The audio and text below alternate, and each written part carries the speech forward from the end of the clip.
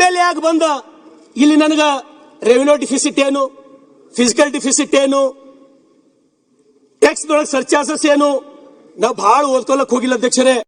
ಯಾಕಂದ್ರ ನಾವು ಬರೇ ಇದ್ರೊಳಗೆ ಕುಲಂಕುಷವಾಗಿ ಓದ್ಕೋತ ಹೋದಂದ್ರ ಮತ್ತೆ ಅರ್ಜೆಂಟ್ ನನಗೆ ಎಲೆಕ್ಷನ್ ಬರ್ತದ. ಅವಾಗ ಹೋಗಿ ನನ್ನ ಜನರಿಗೆ ನಾನು ಫಿಸಿಕಲ್ ಡಿಫಿಸಿಟ್, ರೆವಿನ್ಯೂ ಡಿಫಿಸಿಟ್ ಹೇಳಕ್ಕಾಗಲ್ಲ. ನನ್ನ ಜನರಿಗೆ ನಾ ಏನ್ ಹೇಳ್ಬೇಕು? ಅವ್ರು ಏನ್ ಹೇಳ್ತಾರ, ನಮ್ ಬದುಕು ಕತ್ತಲಾಗ್ಯದಪ್ಪ, ಹೊಲಗಳಿಗೆ ಹಾದಿ ಇಲ್ಲ, ನಿನಗೆ 2 ಸಲ ಶಾಸಕ ಮಾಡಿದೇನೋ, ನಿನ್ ಜನ್ಮಕ್ಕೆ ನಾಚಿಕೆ ಆಗ್ಬೇಕಂತ ಹೇಳಿ ಉಗುಳ್ತಾರ ಅಧ್ಯಕ್ಷರೇ. ಅದಕ್ಕೆ ಅವ್ರಿಗೆ ಏನ್ ಬೇಕು ಅದು ನಾನು ನಿಮ್ಮ ಎದುರ ಕೇಳಬೇಕು, ನಾನು ನಿಮ್ಮ ಎದುರು ಮಂಡನೆ ಮಾಡ್ಬೇಕು ಅಧ್ಯಕ್ಷರೇ.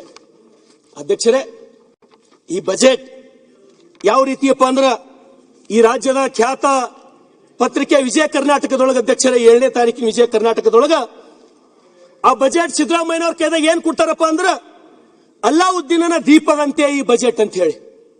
ತಮ್ಗೆ ಗೊತ್ತಾಯ್ತು ಅಂತ ತಿಳ್ಕೊತೀನಿ ನಾನು. ಅರೇಬಿಯನ್ ನೈಟ್ಸ್ ಕಥೆಗಳದೊಳಗ ಅಲ್ಲಾವುದ್ದೀನನ ದೀಪದಂತೆ ಇದು ಬಜೆಟ್. ಈ ಅಲ್ಲಾವುದ್ದೀನ ದೀಪ ಅಷ್ಟೇ ಇದು ಬಗೆಹರಿಸಬಹುದು, ಮನುಷ್ಯರಿಂದ ಸಾಧ್ಯ ಇಲ್ಲ ಅಂತಕ್ಕಂಥದ್ದು ಈ ಪತ್ರಿಕೆ ವರದಿ 7ನೇ ತಾರೀಕಿಂದು ಅಧ್ಯಕ್ಷರೇ. ಇದು ತಮ್ಗೆ ಕೊಡ್ತೀನಿ, ಬಹಳ ಇಂಪಾರ್ಟೆಂಟ್ ಅದ ಅಧ್ಯಕ್ಷರೇ. ಅಧ್ಯಕ್ಷರೇ,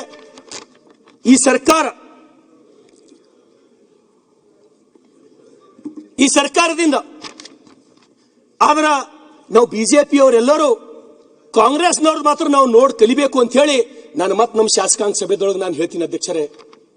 ಯಾವ ರೀತಿ ಜನರಿಗೆ ಗ್ಯಾರಂಟಿಗಳು ಭರವಸೆ ಕೊಟ್ಟು ಅಧಿಕಾರಕ್ಕೆ ಅವರು ಬಂದರು, ಯಾವ ರೀತಿ ಮಾತುಗಳು ಆಡಬೇಕು, ಯಾವ ರೀತಿ ಕೇಳಬೇಕಂತಕ್ಕಂಥದ್ದು ನಾವು ಕಾಂಗ್ರೆಸ್ಲಿಂದ ಕಲಿಬೇಕು ಅಧ್ಯಕ್ಷರೇ. ಯಾಕಂದ್ರೆ ನೀವು ಒಳ್ಳೆ ಕೆಲಸ ಈ ಕಾಂಗ್ರೆಸ್ ಸರ್ಕಾರದೊಳಗ ನೀವೇನಾರೇ ಒಂದು ಒಳ್ಳೆ ಕೆಲಸ ಏನಾರೇ ಮಾಡಿರಿ ಅಂದ್ರೆ ಆ ಪೊಲೀಸರಿಗೆ ಟೋಪಿ ಹಾಕೋ ಕೆಲಸ ಮಾತ್ರ ಒಂದು ಚಲೋ ಮಾಡ್ರಿ ನೋಡಿ ಅಧ್ಯಕ್ಷರೇ.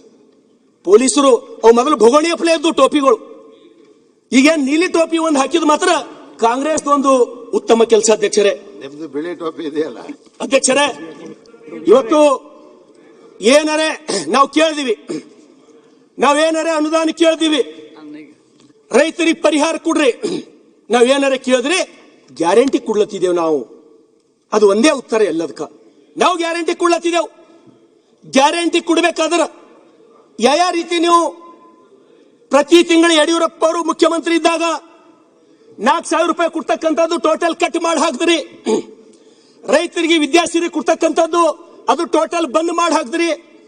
ಅದಾದ ನಂತರ ಸುಮಾರು ಗ್ಯಾರಂಟಿ ಯೋಜನೆ ಸಲುವಾಗಿ ನಿನ್ನ ಧೀರಜ್ ಮುನಿರಾಜ್ ಅವರು 20 ಅಂಶಗಳು ಓದಿದ್ರು ಅಧ್ಯಕ್ಷರೇ. ನಂಗೆ ಜಾಸ್ತಿ ನೀವು ಟೈಮ್ ಕೊಡಲ್ಲ, ನಾನು ಅಷ್ಟು ಓದ್ಲಿಕ್ಕೆ ಹೋಗಲ್ಲ.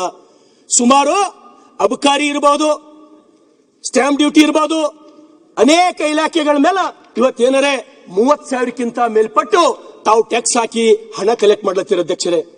ಅದ್ರ ಜೊತೆಗೆ SCP TSP 3 ವರ್ಷದ ಸುಮಾರು ಅದನ್ನು ಇಲ್ಲಾಂದ್ರೂ 13ರಿಂದ 15,000 ಕೋಟಿ ಅದು ಬಂದು ಜಮಾ ಆಯಿತು. ಇವತ್ತು ಸಾಲ ಎಷ್ಟು ಮಾಡಿರಿ ಅಧ್ಯಕ್ಷರೇ? 71,000 ಕೋಟಿ.